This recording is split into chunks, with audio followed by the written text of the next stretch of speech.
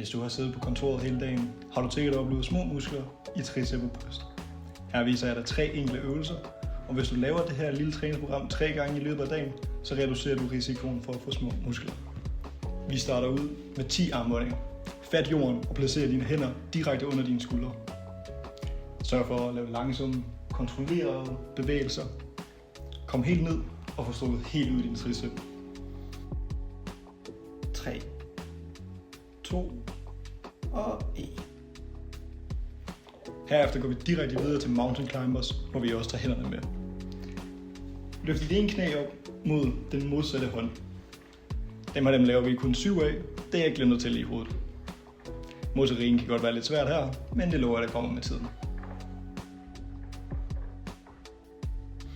Til sidst slutter vi af med 10 armbøjninger mere. Her tager vi armene 45 grader ud fra kroppen, så vi rammer mere brystet og tager 10 af dem.